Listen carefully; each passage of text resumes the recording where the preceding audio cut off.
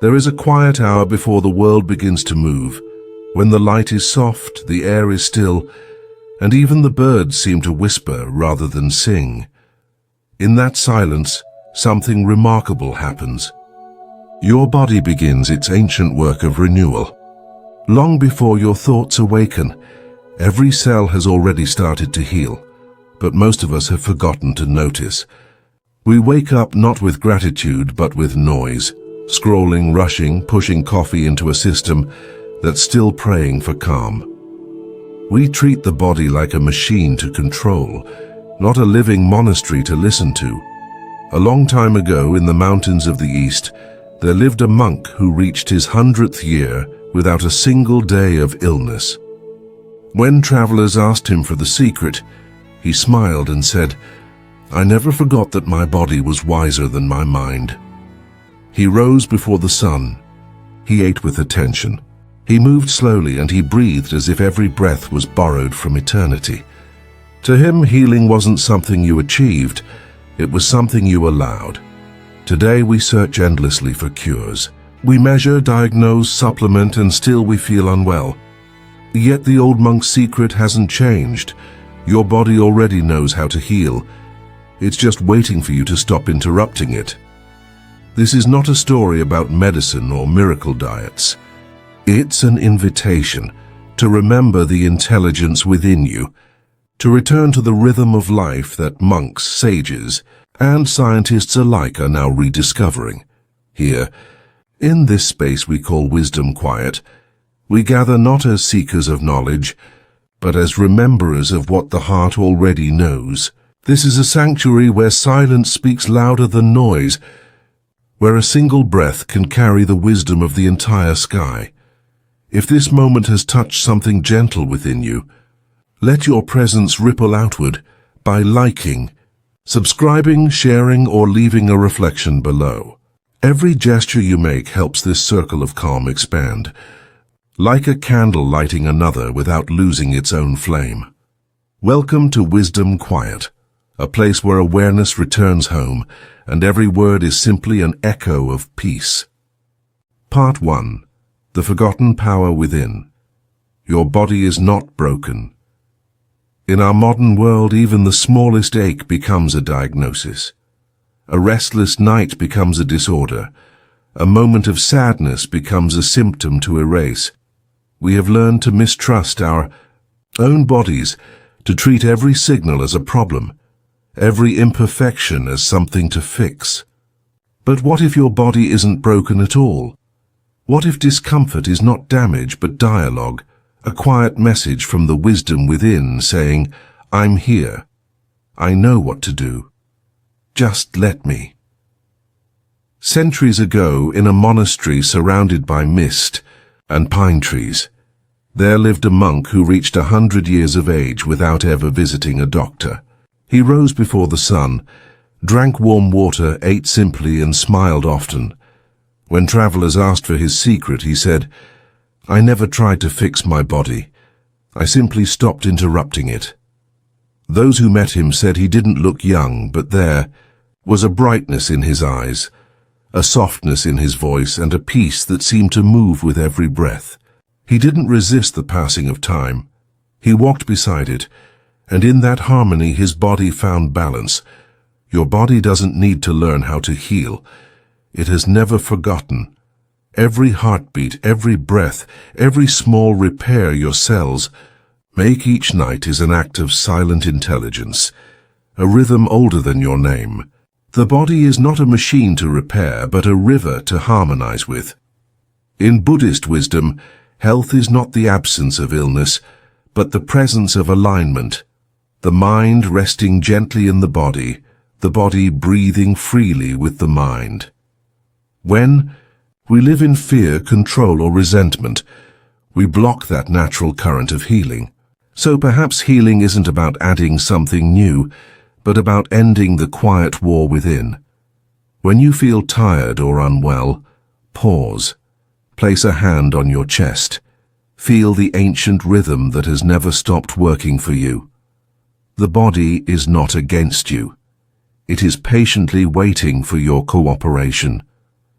The lesson is simple.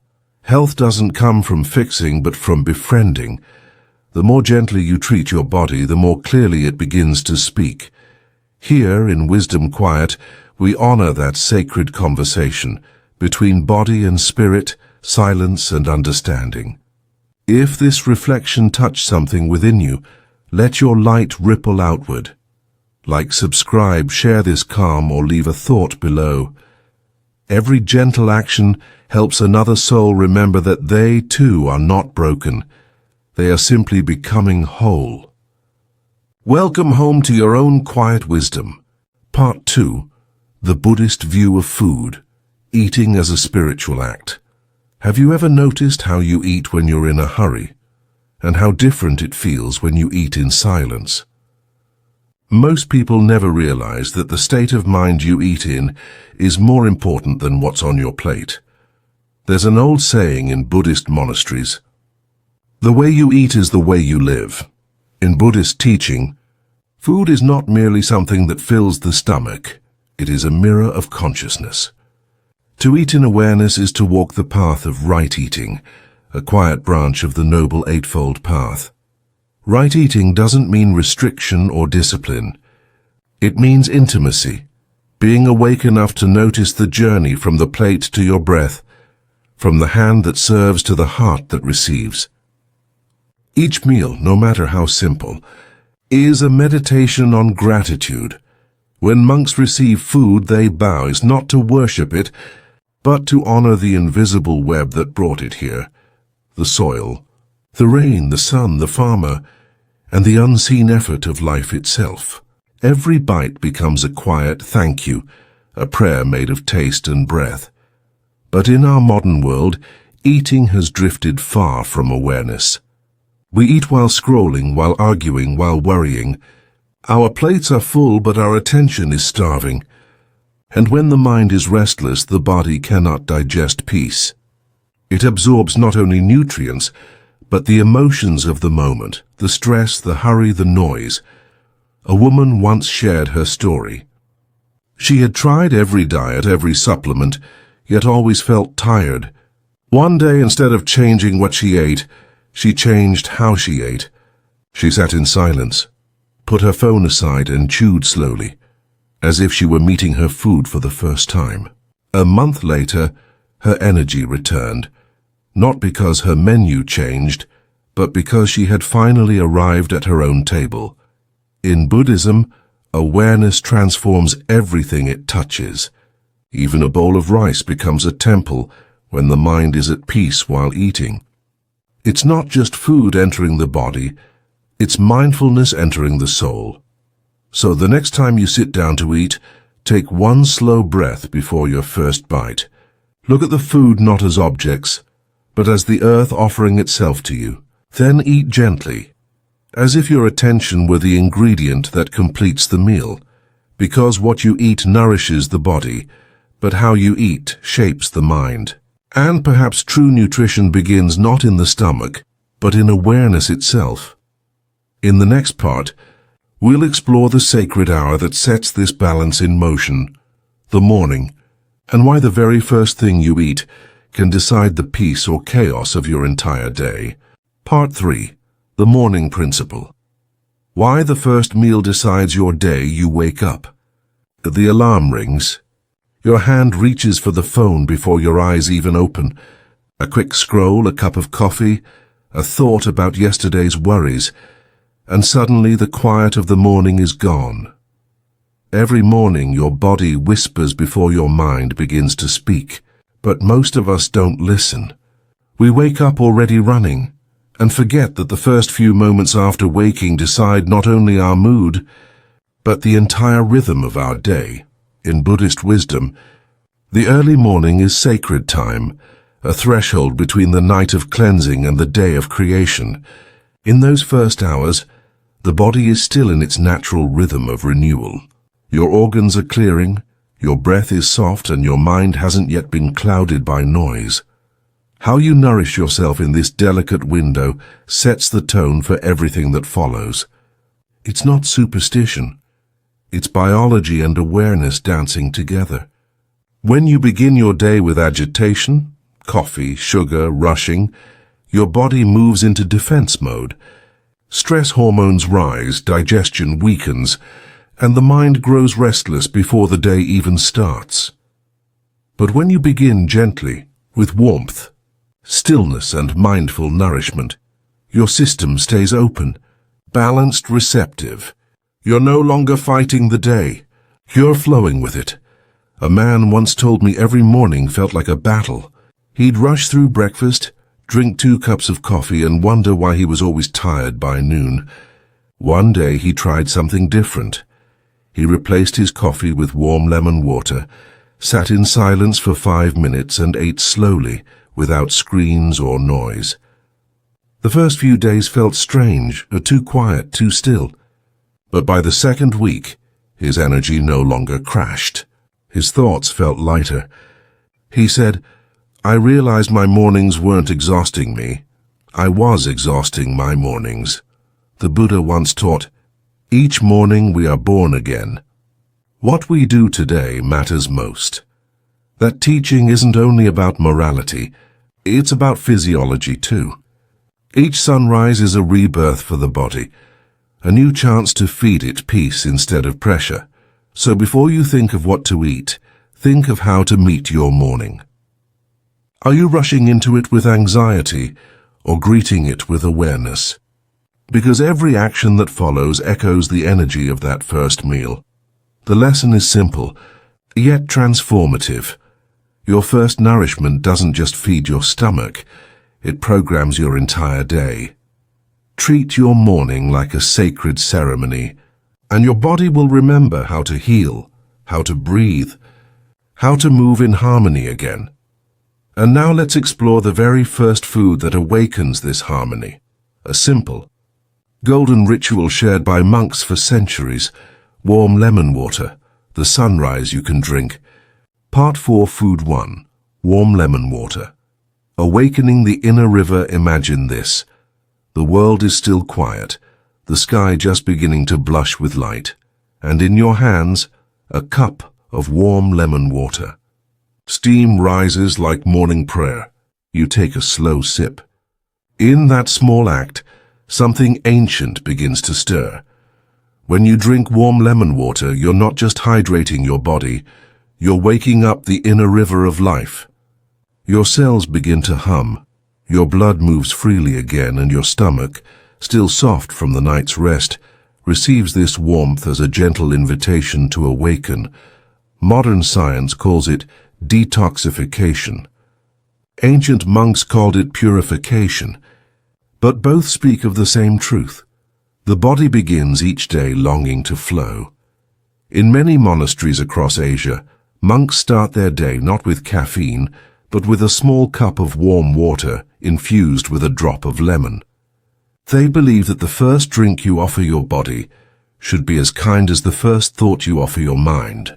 It's not about vitamin C or pH levels, it's about harmony. Lemon carries the brightness of the sun, and warm water the softness of earth.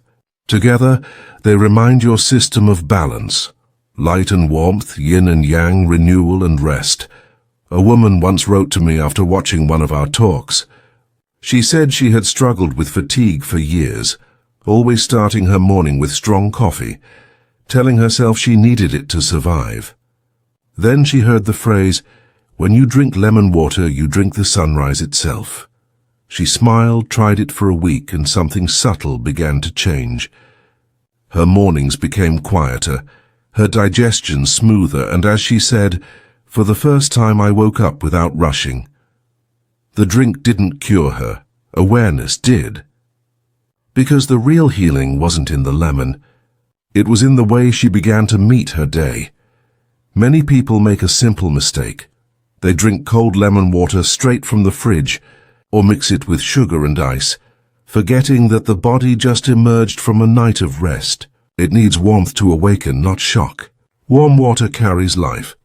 Cold water stops the flow. So when you drink, drink slowly. Feel the warmth moving down, as if the sun itself is descending gently through your chest. The lesson here is humble but profound. Healing begins not in what you consume, but in how you connect. Every sip can be a meditation, a moment of returning home to your body, a reminder that stillness doesn't mean stagnation, and warmth is a language your body still understands. As you hold that cup each morning, remember, you're not just drinking water and lemon. You're greeting your inner river, the current of vitality that flows quietly beneath every thought. And as that river awakens, so does the day. Now let's meet the next teacher in this gentle lineage of healing, the honeybee, whose golden gift reveals how sweetness, when pure, becomes wisdom itself. Part 5, Food 2, Raw Honey. The sweet wisdom of the bees. After warmth comes sweetness. Not the kind that overwhelms, but the kind that teaches you how to receive gently. In the quiet of the morning, a spoon of raw honey glows like liquid sunlight. A small offering from thousands of tiny monks in flight. For centuries, Tibetan and Himalayan monasteries have called honey the nectar of mindfulness. It is not only food, it is a reminder, because honey is born from patience, from harmony, from devotion. A single drop holds the story of 1,000 flowers and the labor of countless wings moving as one. Modern science will tell you about enzymes, antioxidants and natural antibiotics, but monks tell a different truth. The way the bees live is the way we heal. Bees don't rush. They don't take more than they need. They live in rhythm with the sun, guided by a wisdom older than words. When they gather nectar, they're not stealing. They're transforming. They turn chaos into sweetness, just as we can turn pain into compassion. A friend once told me she had stopped eating sugar years ago, afraid of its harm. But one morning, while visiting a monastery in Bhutan, a monk stirred a drop of raw honey into her tea. She hesitated. The monk smiled and said, "Sweetness isn't the problem. Forgetting gratitude is." She took the sips and something shifted. The taste was soft, earthy, alive.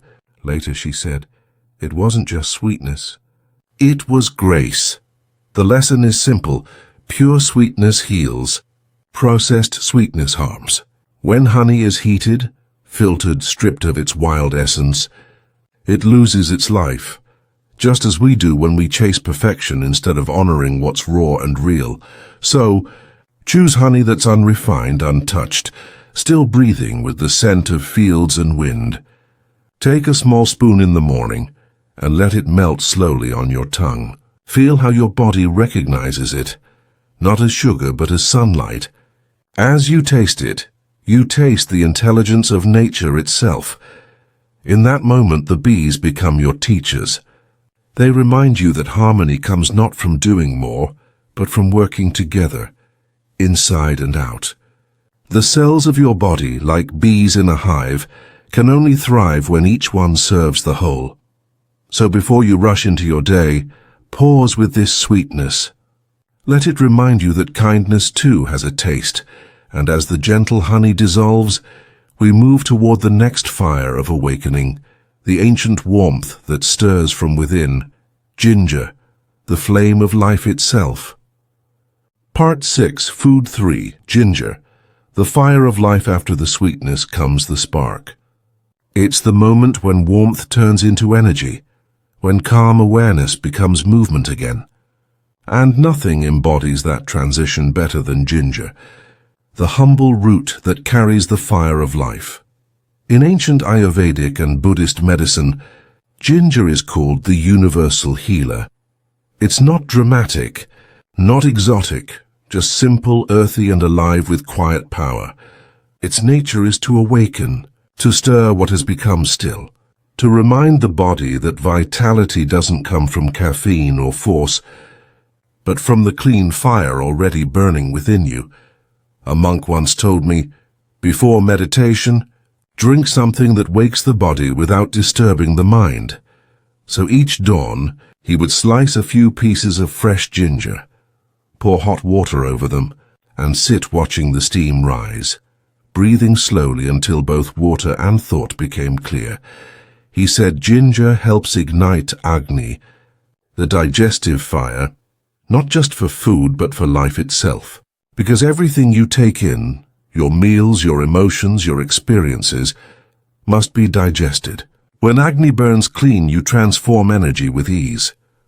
When it's weak, even beauty feels heavy. Modern science agrees in its own way. Ginger improves circulation, reduces inflammation, and supports immunity. But beyond chemistry, it's a reminder of balance. Too little fire and you feel sluggish. Too much and you burn out. The art lies in tending your flame, not letting it fade, not letting it consume. I once met an artist in Kyoto who struggled with chronic fatigue. She lived on coffee and anxiety. Her mornings were chaos, a race between deadlines and exhaustion. A monk she met on retreat told her, "Your body is not tired. It's waiting to remember its rhythm." He gave her a simple ritual.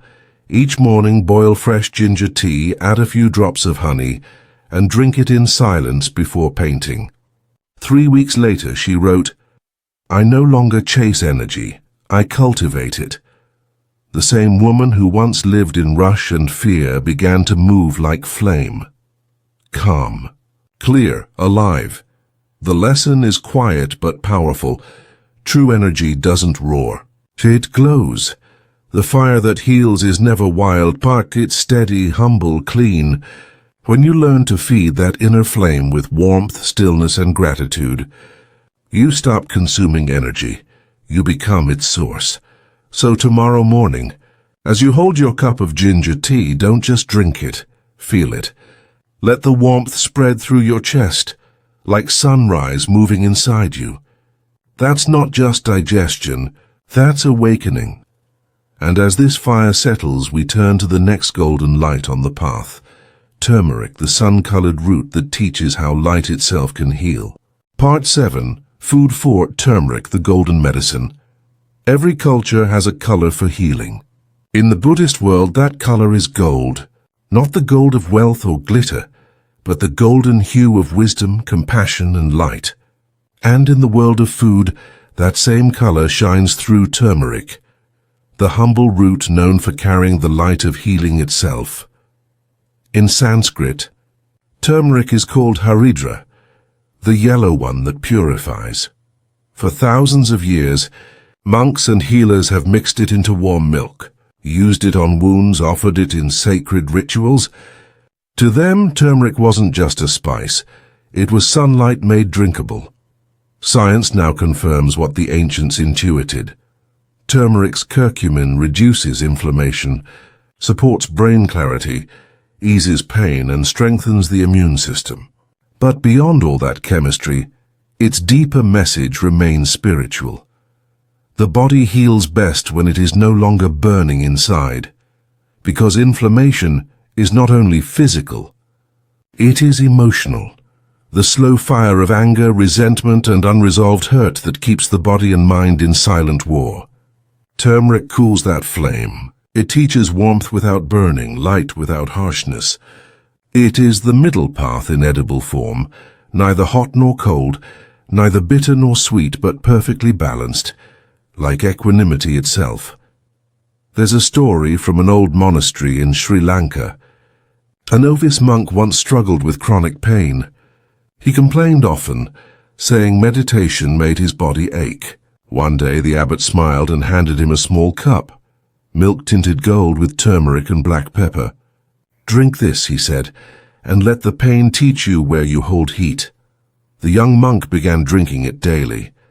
Over time, his pain softened, not because the turmeric was magic, but because he learned to stop fighting what was. He said later, "The milk didn't change my body. It changed my mind's resistance." That is the true alchemy of healing, not escaping discomfort but transforming it through awareness. And turmeric, in its golden simplicity, becomes a mirror of that wisdom. When the body finds balance, the mind finds peace. If you wish to bring this practice into your mornings, make what monks call golden milk, warm plant-based milk, a pinch of turmeric, a crack of black pepper to awaken absorption, and a few drops of honey for grace. Drink it slowly, like a blessing returning to its source. As the golden light settles through your chest, you might feel a quiet shift, a sense of calm clarity spreading through your breath. That's the medicine of harmony, not to add something new, but to remember the balance that was always there. And as the golden fire fades into stillness, we move gently to the next companion on this path, the apple, a reminder that sometimes the simplest things are the deepest medicine. Part 8, Food 5, the morning apple. Simplicity as medicine. After gold comes simplicity. The world, already awake, now asks for something humble, something that doesn't demand attention yet holds quiet perfection in its form. The apple, round as the earth, red as dawn, balanced between sweet and tart, the taste of the middle path. There's a reason every culture has a saying about it. An apple a day keeps the doctor away is more than a clever rhyme. It's a whisper, from a time when people still believed that nature, in its simplicity, already knew what we needed. In Buddhism, balance is the heart of well-being. Too much or too little, both create suffering. The apple is the teacher of moderation. Not too rich, not too light, not a luxury, not a deprivation. It stands quietly in the middle, and in that middle it becomes medicine. Science explains why. The apple's pectin feeds the gut's good bacteria. Its polyphenols protect the heart and calm inflammation. But what truly nourishes is its energy of enoughness. When you eat an apple mindfully, you taste the wisdom of just right, not craving for more, not rejecting what is. There's a story of a retired teacher from Oregon. For years, she chased every new diet, detox teas, supplements, powders, each one promising health, each one leaving her exhausted.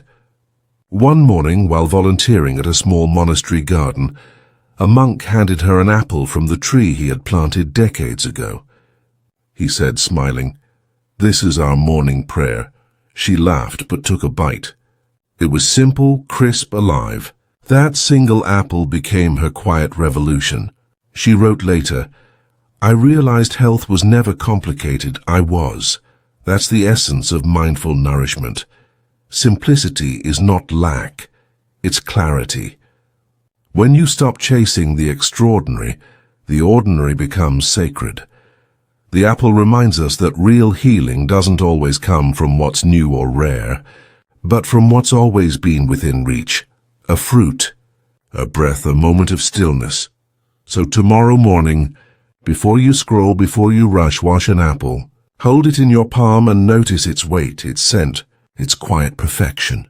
Take one slow bite. Feel its crispness become sound, its juice meet your breath. That's mindfulness disguised as breakfast. And as the morning light softens on your face, you'll see what the Buddha meant by simplicity. Not giving up the world, but meeting it without excess or need. Now, as we leave the orchard of simplicity, we turn towards something even smaller. The sesame seed, tiny but ancient, holding in its heart the minerals of longevity and the reminder that greatness often hides in the smallest things. Part 9, Food 6, Sesame Seeds. The hidden minerals of longevity.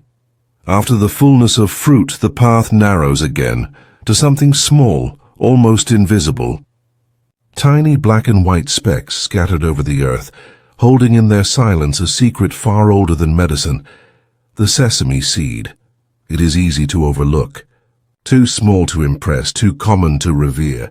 Yet within that smallness lives a vastness, a library of minerals, memory, and quiet strength. In Buddhist tradition, sesame is often offered in rituals for long life. Not for its taste, but because it symbolizes the truth of subtle power, that what seems insignificant often sustains us the most. Science tells us why. Sesame holds calcium for bones, zinc for immunity, iron for blood, magnesium for calm, and natural oils that nourish the heart. Every tiny seed is a microcosm of balance, earth, oil, air, and fire woven into one form. But beyond chemistry, Sesame teaches humility. It whispers that longevity is not built in grand acts, but in small repeated kindness. The meals we prepare with care, the breaths we take in awareness, the choices we make quietly each day. There's a story I love from a Zen monastery in Japan. An elderly cook, nearly 90, was asked the secret of his vitality. He smiled and pointed to a jar of sesame seeds on the shelf. "For 60 years," he said, "I've ground these every morning with my breath." When a young monk asked if he meant he literally ground them by breathing, the cook laughed softly. "No, by patience." That's what breathing really is, patience. The mineral modern life forgets. The world rushes for results, but the body renews itself quietly, cell by cell, like seeds sprouting underground. When we eat sesame mindfully, we absorb that patience, the slow intelligence of nature at work. Try this simple ritual. Soak a handful of sesame seeds overnight. Let them soften, then add them to your morning porridge or smoothie. As you stir them in, remember the monk's words.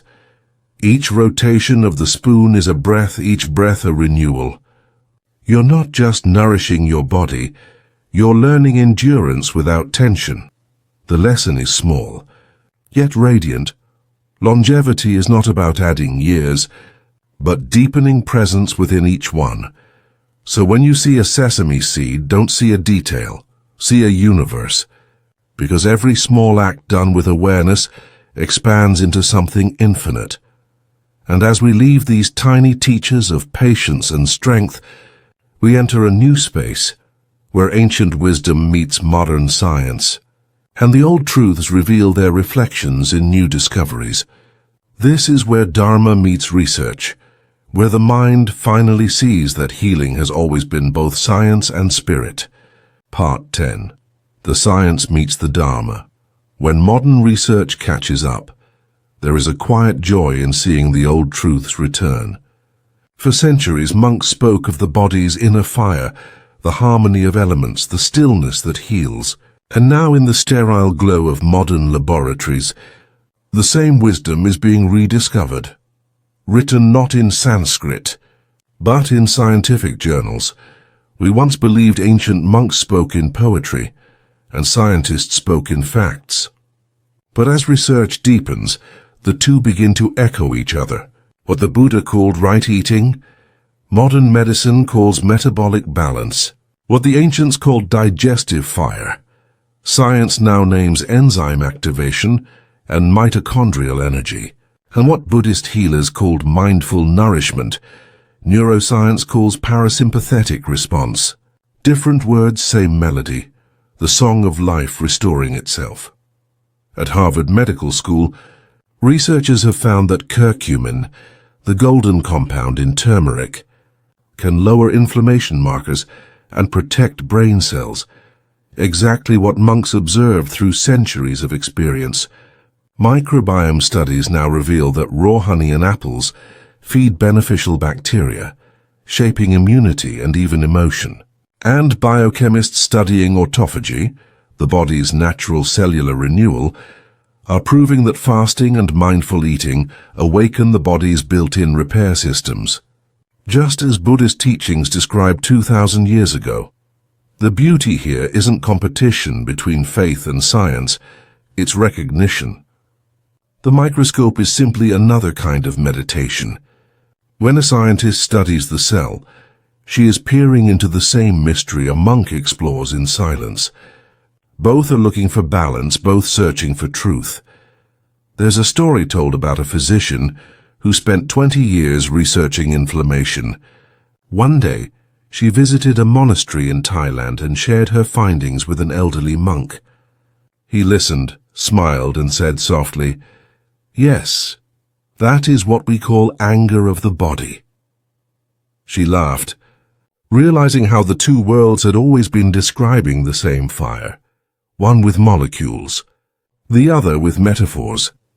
This convergence of microscope and mantra, of data and dharma, is a sign of maturity in our human journey. We are remembering that truth doesn't belong to any era or culture. It only waits for us to understand it more deeply. So when you sip lemon water, eat honey, or drink golden milk, know that you are standing at the bridge where ancient wisdom and modern knowledge meet. You're practicing science with your body and dharma with your heart. The lesson, simple yet profound. The greatest discoveries are not new truths.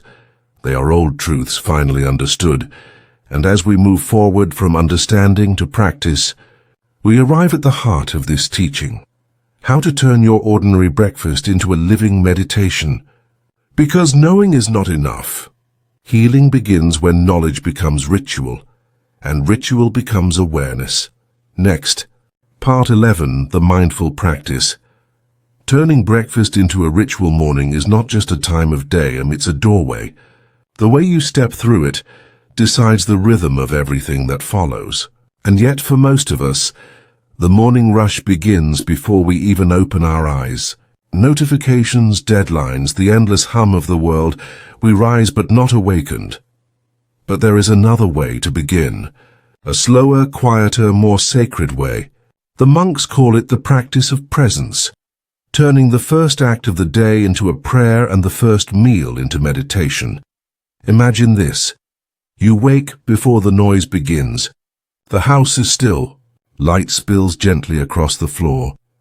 You take your cup of warm lemon water, and before drinking you pause. You feel the warmth in your hands, the beginning of life moving again. You breathe in the scent of citrus and silently thank the earth for this new day. 15 minutes later, a small spoon of raw honey. You don't gulp it down. You let it rest on your tongue, feeling its sweetness melt slowly as though the morning itself were softening you. Then comes ginger, its fire rising, clearing what is stagnant. You feel its warmth spreading through the chest, like the inner sun awakening, followed by turmeric golden milk, rich and glowing, as if you were drinking light itself. Then the apple, crisp, clean, a taste that feels like balance, not too sweet, not too sharp. And finally, the sesame seeds, a handful of stars scattered into your palm, reminding you that the small things carry the weight of the universe. Each step is simple, but together they create a rhythm, a slow unfolding from stillness to vitality. It's not just food anymore. It's communion. Don't rush it. Don't scroll your phone. Don't plan your day while you eat. Let the meal eat you. Let it dissolve your tension, your thoughts, your need to hurry. This is the essence of mindful nourishment. To let the act of eating become a mirror for how you live. When you chew with awareness, you remember patience. When you taste deeply, you remember gratitude. When you sit in silence, you remember that peace was never gone, only buried beneath noise. Try it for 30 mornings. Create a space for this ritual, perhaps a quiet corner, a window facing the dawn. Light a candle if you wish. Drink slowly, breathe gently. It will feel simple at first, but soon you'll notice something subtle. Your mornings stop feeling rushed. Your mind feels cleaner. Your energy lasts longer.